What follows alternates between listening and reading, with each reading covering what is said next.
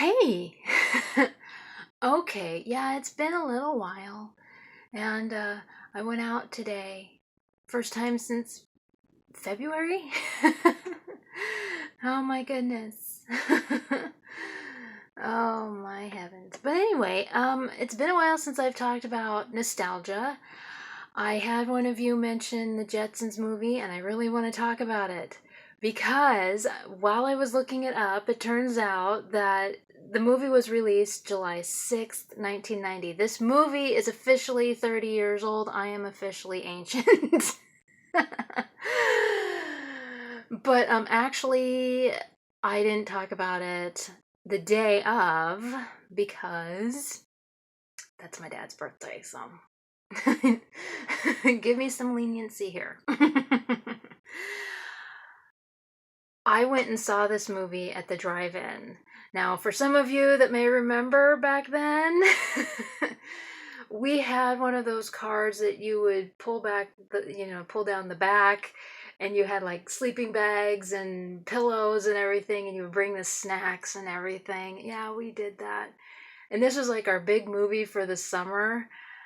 And oh my goodness, I remember seeing this movie at the drive-in. And so good times. But the heartbreak was about a couple years. My dad didn't see it with us. He had to go to work and everything. And so we went with like family friends, and so there was a bunch of other kids with us, and so it was like my mom and my little brother. I think he was like 2 by that point, and just all of us kids in the back, laying back and watching this while chowing down on candy and, and watching the Jetsons movie. And I really hope that they bring back drive-ins because that was a huge summer thing. And they were starting to tear them down when I was in high school, and it was just gut-wrenching. But anyway, so the Jetsons movie. Jetsons were shown. Jetsons and the Flintstones. I've talked about Jetsons Meet the Flintstones, that TV movie and everything, which I wish they would bring on DVD because I love it. But Jetsons and the Flintstones were shown quite a bit when I was a kid. That was part of Saturday morning cartoons. And this particular film had the original cast, including Mel Blanc. There was another, when I was reading up, it turns out Mel Blanc and one other cast member sadly passed away while they were working on this film. And so this film is dedicated to their memory. I'll, of course, put all of that in the description below for you. Yeah, all the original cast except I'm trying to remember, again, I will correct myself in the description, because Tiffany, the singer Tiffany, was the voice for Judy. She also did a single for the movie. And, but it seems like the original voice actress for Judy still showed up in the movie, so I'll, of course, put all that in there for you. Another known name is Brad Garrett. Last time I watched the movie, I saw his name. I was like, wait a minute. I thought he started doing voice acting when he did the Extremely Goofy movie, but it turns out it goes far back as that. So, so the main point of this movie now,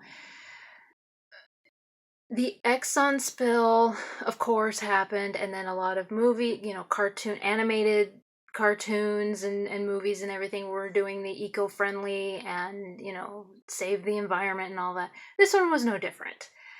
But it wasn't like slam in your face kind of thing. Basically, Mr. Spacely is building a new place and a new business building, and it turns out that the building, like his business partner or something, knows that it's spilling out bad stuff and it's hurting these aliens' homes. So the whole point of the movie is to save these aliens' homes. That's what they're doing, and George Jetson and his family are going to help save and stop Mr. Spacely and all of that.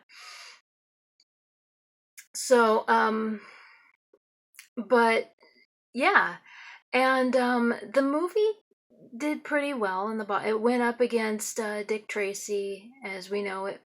Even with Madonna and Warren Beatty, that movie bombed.